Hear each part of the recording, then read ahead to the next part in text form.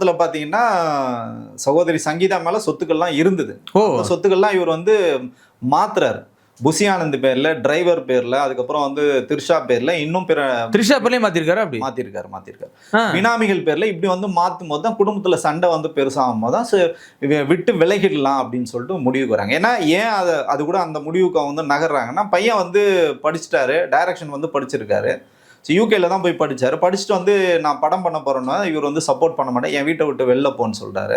அப்போ வேற வழி கிடையாது அவங்களுக்கு. பையனுக்கும் உதவி பண்ண மாட்டார், பொண்ணுக்கும் வந்து உதவி பண்ண. பொண்ணு வந்து மேல் படிக்க போறாங்க, லண்டன் போறாங்க, அவங்களுக்கும் வந்து உதவி பண்ணல.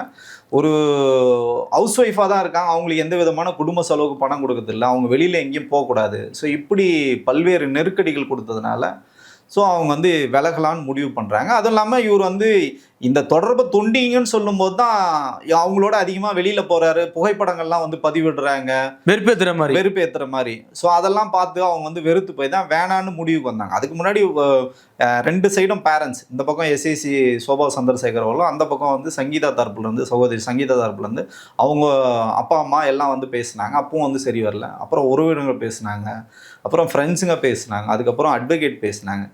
எதுவுமே பேசினா சரி வரலன்னா அப்போ விஜயே தான் சொல்கிறாரு, நான் டைவர்ஸும் கொடுக்க மாட்டேன், உனக்கு காம்பன்சேஷனும் கொடுக்க மாட்டேன், நீ என்ன பண்ண முடியும் பண்ணிக்கன்னு சொல்லிட்டு இவர் சொன்னதுக்கப்புறம் தான் அவங்க வந்து நீதிமன்றத்துக்கு போகிறாங்க. டிவோர்ஸே அப்ளை பண்ணுறாங்க. டிவோர்ஸ் அப்ளை பண்ணுறாங்க.